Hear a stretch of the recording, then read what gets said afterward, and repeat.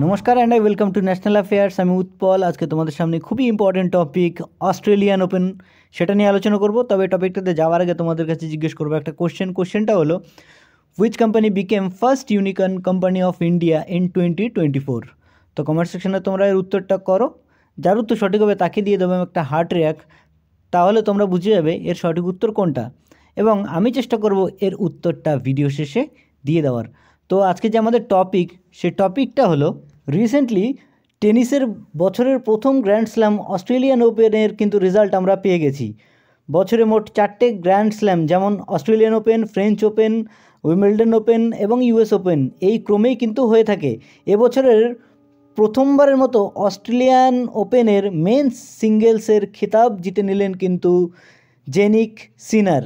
ইনি ইটালির বাসিন্দা এবং রানার আপ হয়েছেন রাশিয়ার বাসিন্দা ড্যানিয়েল মেদভেদেভ। ইনি দুটো গ্র্যান্ড স্ল্যামের কিন্তু মালিক। এবং মহিলাদের ক্ষেত্রে উইনার হয়েছেন আরিয়ান সাবালেঙ্কা। ইনি কিন্তু বেলারুশের প্লেয়ার।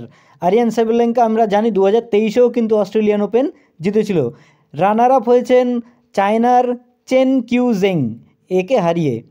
এবং এবছরের যে লেটেস্ট এবং সবথেকে ভালো যে খবরটা, সেই খবরটা হলো রোহন বোপান্না এবং ম্যাথিউ অ্যাবডেন। আমরা জানি রোহন বোপান্না ইন্ডিয়ান প্লেয়ার এবং ম্যাথিউ অ্যাবডেন হলো অস্ট্রেলিয়ার প্লেয়ার।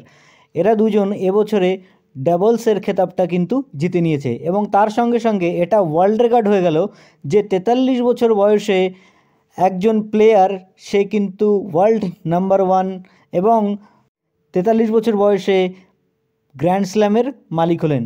তো এই ছিল আমাদের আজকের টপিক। এবার আমরা চলে আসবো আমাদের কোশ্চেনটাতে। কোশ্চেনটা ছিল which company became first unicorn company of India in 2024। ভারতের প্রথম ইউনিকর্ন কোম্পানি কোনটা হলো 2024 সালের? সেটা হলো ক্রুট্রিম।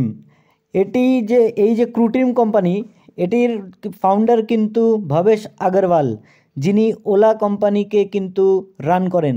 তিনিই হলেন এই ক্রুট্রিমের মালিক। তো এই ছিল আমাদের আজকের টপিক। আশা করছি তোমাদের বুঝতে কোনো অসুবিধা হয়নি। তোমরা নোট ডাউনও করে রেখেছো জিনিসটাকে। সামনে কোনো একটা ইম্পর্টেন্ট টপিক নিয়ে এসে আমি আবার হাজির হব। সো ততক্ষণ পর্যন্ত বাই।